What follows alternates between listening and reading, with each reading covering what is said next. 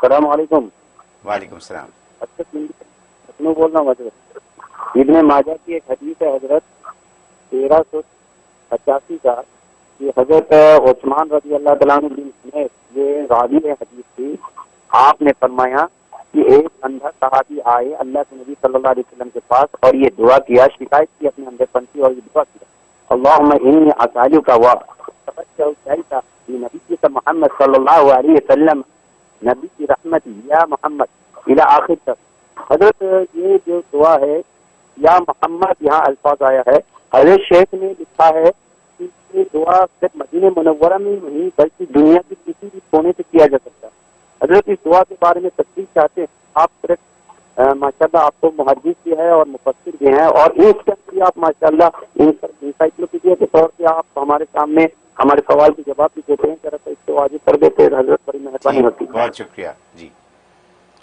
क्या बात समझ तो आई लेकिन पूरी आखिर समझ में नहीं समझी। इन्होंने कहा ये दुआ जो है, ये दुआ मतलब शायद ये कहा कि ज़रूरी नहीं है कि मदीने में बैठ के की जाए, ये कहीं भी की जा सकती है दुआ, तो क्या ये सही है? अच्छा ठीक है समझ।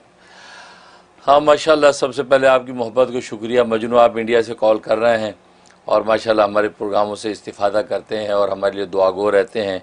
अल्लाह ताला आप हज़रात की दुआएं हमारे हक़ में कबूल फरमाए और हमारे इशाअत दीन, दिफ़ा इस्लाम और ख़िदमत खल्क़ का जो भी अल्लाह ने ये मौका दे रखा है इसको शर्फ़ कबूल बख्शे।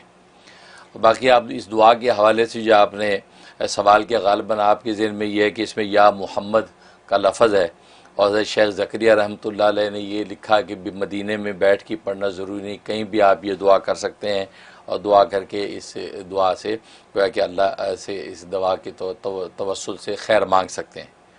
तो मैं जहाँ तक समझा हूँ, आपकी आवाज़ जो है वो ज़रा उसमें लर्ज़ा था, लेकिन मैं ये समझा शायद आप ये पूछना चाहते हैं इसमें या मोहम्मद का सीगा मौजूद है और मदीना तैयबा के अलावा किसी और मुकाम पे कैसे पढ़ें। असल में ऐसा जो इराब होता है, इस इराब को इराब हिकाई कहते हैं।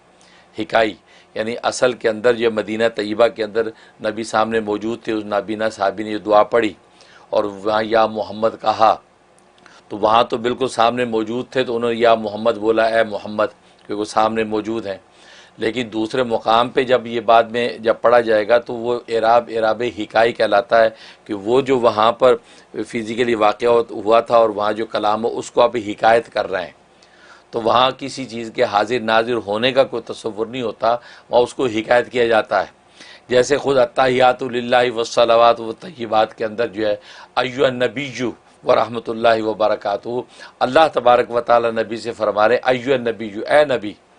तो अय्युहन नबिय्यु कहा, तो ये एराब जो है ये एराब हिकाई है। यहाँ जो है निदा जो है ये हिकाई है क्योंकि अल्लाह के सामने नबी मौजूद हैं और अय्युहन नबिय्यु जो है वो अल्लाह तबारक व तआला बोल रहे हैं अय्युहन नबिय्यु व रहमतुल्लाहि व बरकातुहू। तो गोया कि जो तोहफ़ा नबी पाक सल्लल्लाहु अलैहि वसल्लम में पेश किया था, ज़बान की इबादतें, बदन की बातें, माल की बातें, अल्लाह तबारक व तआला ने उस पर इनाम दे दिया कि अय्युहन नबिय्यु व रहमतुल्लाह अस्सलामु अलैका अय्युहन नबिय्यु व रहमतुल्लाह। तो गोया कि ये तो वो इराब हिकाई कहलाता है और अत्तहियात में पढ़ा जाता है। उस वक्त किसी का ये भी ख्याल नहीं होता कि हुज़ूर सल्लल्लाहु अलैहि वसल्लम जो है सामने हाजिर नाजिर मौजूद हैं। हाँ, मलाइका मुक़र्रबीन जो है जो मुक़र्रर किए हुए हैं, जैसे कि निसाई शरीफ की हदीस है, तबरानी की रिवायत है कि मलाइका मुक़र्रबीन उस पैगाम को रसूलुल्लाह सल्लल्लाहु अलैहि वसल्लम की खिदमत अक़दस के अंदर जो है रोज़ा रसूल में पेश कर देते हैं, नाम लेकर पेश करते हैं और कहते हैं कि या मोहम्मद फ़लान इब्न फ़लाँ कज़ा व कज़ा सल्लल्लाहु अलैहि का फ़लान इब्न फ़लानी कज़ा व कज़ा, कि आप पर फ़लाँ बिन फ़लान ने इतना इतना सलातो सलाम भेजा है।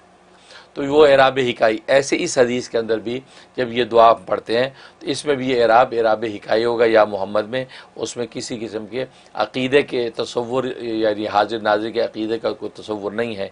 और बाकी नबी पाक सल्लल्लाहु अलैहि वसल्लम की मसनून दुआ है जो आपने गोया कि उसको रिकमेंड किया और साहब ने दुआ मांगी, उनको नफ़ा हुआ, तो उस दुआ को बिल्कुल उसी अल्फाज के साथ पढ़ लेना बतौर मोहब्बत और इश्क के, इसकी भी इजाज़त है। लिहाजा वहाँ या मोहम्मद के माने में किसी किस्म के कोई झगड़ा या किसी किस्म के कोई शुबे की ज़रूरत नहीं है। बहुत शुक्रिया हज़रत, तफसील से आपने बताया, बहुत शुक्रिया।